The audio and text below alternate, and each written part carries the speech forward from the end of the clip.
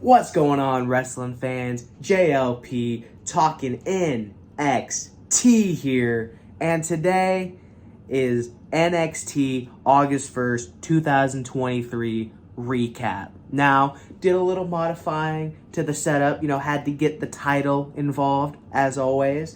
I got my laptop pulled up here with notes this time, so it's going to be a lot smoother of a video, hopefully, than last time. So, yeah, I did watch NXT this week. I enjoyed every second of it, as I do. NXT is my favorite weekly show that I watch, so it's really the only one I watch weekly, but that's besides the point. So let's just get right into it. So the show started off with the new tag team champions, The Family, which is Tony D'Angelo and Stax Lorenzo, and they got jumped by Gallus in the parking lot because they're jealous. They are jealous that they lost their tag titles and that the Family has them now. So, they jumped them in the parking lot, and that they jumped them, and that set up a 6-man tag later in the night with a mystery partner, which I will reveal to you if you haven't watched the episode later in this video. So, yeah, it was a fast-paced start, and then the first match was immediately JC Jane versus Lyra Valkyria, and it started with JC Jane grabbing a headset at the commentary. She didn't even get an entrance. She just said, "I'm ready to fight. Let's do this thing." Then Lyra Valkyria came out, and JC Jane jumped her, and they put on a pretty good match.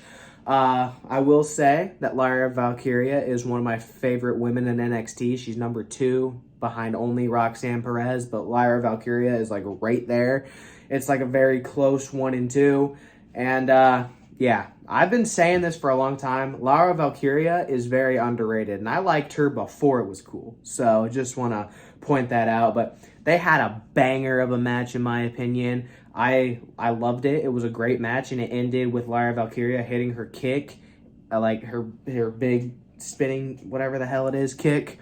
And then she hit a splash and pinned JC Jane for the 1-2-3, and it's looking like they're building Lyra Valkyria back up to be a dominant force, and who knows, maybe she'll be Tiffany Stratton's next challenger. So after that, we went backstage and we saw that Carmelo Hayes and Trick Williams, they were having a conversation, and basically Trick Williams said that he just wanted to go at it alone, and Carmelo Hayes respected that. So we saw the split happen without either of them having to turn heel. But yeah, Trick Williams wants to go after Ilya Dragunov, and Carmelo Hayes said he respected that. Carmelo Hayes, the current NXT champion. Mine's better, but that's besides the point. But he's the current NXT champion, like you guys know. And yeah, that's basically why Trick Williams left him, because Carmelo Hayes has that success and Trick Williams wants some success of his own, so he went out to go get it. So after that was an in-ring segment with Rhea Ripley and Dirty Dominic Mysterio, aka Eddie Guerrero's son, and honestly, they didn't really say much because they got interrupted very quickly by Dragon Lee, who challenged Dominic Mysterio to an NXT North American title match next week, which was accepted. And then Dragon Lee revealed that Rey Mysterio was going to be in his corner next week to even the odds, even though that's not how that works, because Rey Mysterio can't hit Rhea Ripley. So some shenanigans are going to happen for sure. But, I'm excited. I like Dragon Lee a lot. I think that he's going to put up a good fight. Maybe he'll be the one to take the title off of Dirty Dom. Probably not. There'll probably be some shenanigans with Judgment Day and all that, and Dom will probably retain, but that's next week. We'll worry about that then.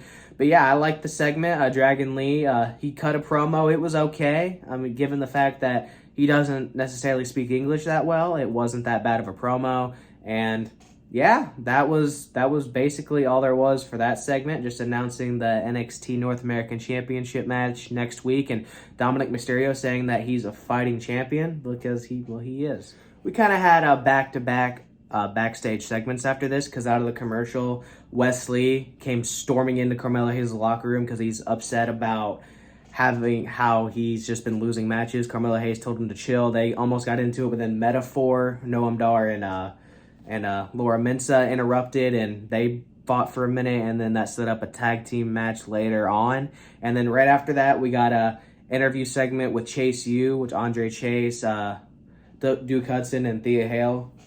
Chase U!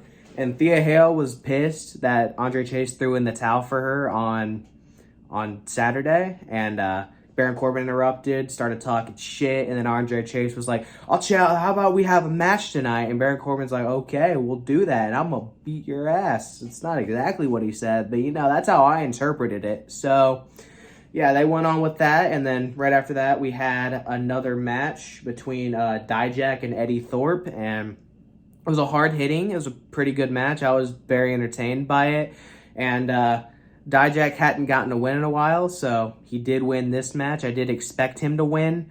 And, yeah, I like Eddie Thorpe. His entrance is all like, or something along the lines of that. It's real cool to watch.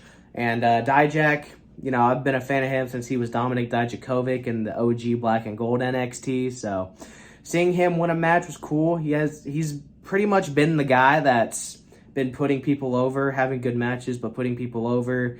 And so to see him get a win, I felt like it was needed. He needed a win, so he got his win. And then, yeah, that was really all there was to it.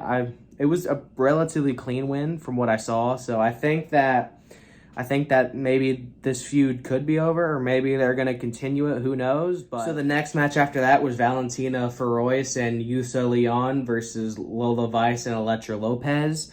I think I said Leon's first name wrong, so I'm sorry about that. Still learning that. But, they had a decent match. It was your typical tag match. It was the debut of Lola Vice, and it was debut of Lola Vice in the ring, I'm pretty sure.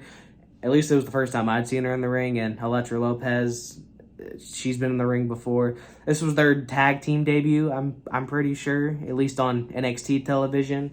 And, yeah, they ended up getting the win. Lola Vice got the pin.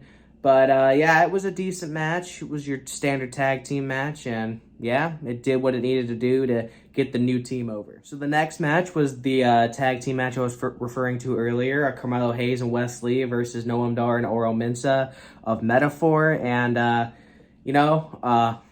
Metaphor pulled some illegal tactics. That their girls got involved. They helped Metaphor win the match, but more importantly, there was a hiccup at the end. Wesley went for his cardiac kick on Noam Dar, but he ended up hitting Carmelo Hayes instead.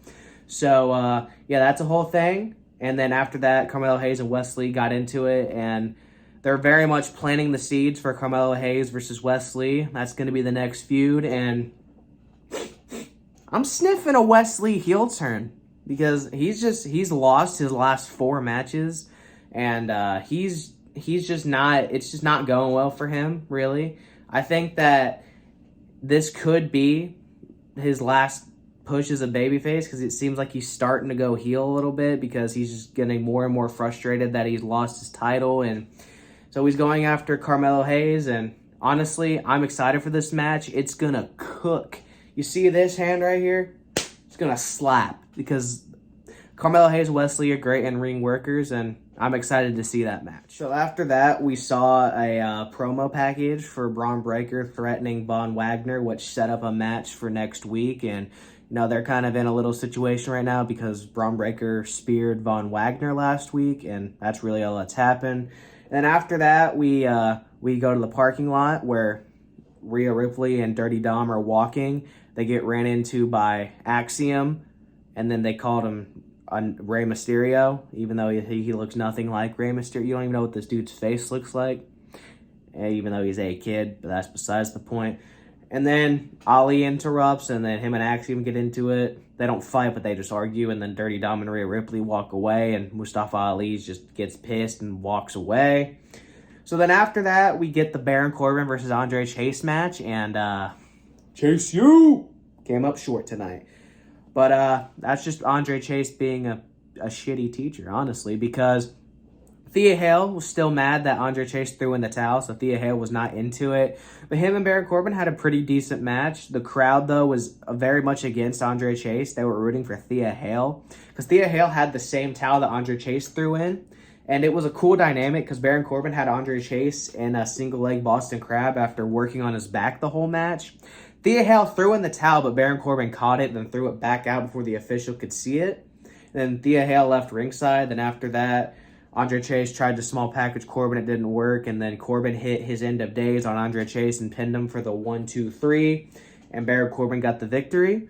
I'm digging this new Corbin character. This is the first time I've been interested in Corbin in a long-ass time. So, you know, he's the lone pirate or whatever the hell. He has a lot of pirate ships on his Titantron, so that's just what I'm going with. But like I said, I'm very much digging this new Corbin character. It's something different. It's something that we haven't seen out of him before, and it's something that's not stupid. So I'll take it. So yeah, it was a decent match though. So after that, we got a video package of Roxanne Perez's journey to the Great American Bash and how she won her match and meeting up with her family and stuff. And like I said, big fan of Roxanne Perez. She's my #1 favorite women in NXT right now, or woman, not women. You graduated first grade, Jackson. Come on. But yeah, I liked the video package. It was cool. It highlighted Roxanne Perez, and then after that, we got the schism interrogation. Had to scroll back up on my laptop. Love technical difficulties, but yeah, we got the schism interrogation because they got jumped by 2 of their members last week, which was definitely the Creed brothers. And then they had 2 people in their masks that looked like the Creed brothers, had the same body build, but it wasn't them. The Creed brothers were sitting in front of a green screen. Definitely not in Orlando, so they say. And yeah, if you guys don't know, the Creed brothers did lose a loser leaves NXT match a few weeks ago, so they're not supposed to be in NXT, but they're still on NXT. This is definitely going to be they're probably going to have some sort of match here shortly about, you know, if we win, we come back or whatever. I thought they were going to have the Creed brothers go to Raw, SmackDown, something like that. They still could. It's still a possibility. Have them join Alpha Academy or something. I don't know. Maybe that's what Gable Steveson should do. Okay, I had to get one more Dollar Store Kurt Angle joke in there. But anyway, yeah, it was a segment that happened for sure. And then after that, we got advertisement for next week, and then we got the main event, which was the 6-man tag match between Gallus, the family, and their surprise partner, who I called and was very underwhelmed about, Santos Escobar. Yeah, Santos Escobar, the #1 contender for the United States Championship, was their partner. And he got a pretty big pop, which I was pretty surprised about. That's the loudest reaction he's gotten, like, since he joined the LWO, because his promos or any segment he's in on the main roster is just dead. It's just dead. So it was nice to see him get a good reaction, and you know, it was a pretty good match in the main event. Gallus did their thing, the family did their thing, Santos Escobar did his thing, but in the end, the family and Santos Escobar got the win, with the family hitting their the bada bing, bada boom, or it's bada boom, bada bing, one of the two. I don't fucking know. But I should know because I watched it and they literally said it, but I'm completely blanking on it. But either way, they got the victory with their finishing move, and then they had some show respect between the family and Santos Escobar, because apparently they feuded at one point when Santos Escobar was in Legado del Fantasma, which turned into the LWO. So yeah, my rating of the show, it was a very good show. You know, it was very fun, very watchable. If you don't watch NXT, give it a chance. It's a good product. I like it. But with that being said, JLP's official ranking of the show is 4 out of 5 stars, which is something I'm gonna start doing now. So with that being said, the champ is out. Always remember, if you don't subscribe, I'll hurt you. Yep, I'll hurt you. But if you do subscribe, I can try and heal you. Okay, see you guys next time. Bye.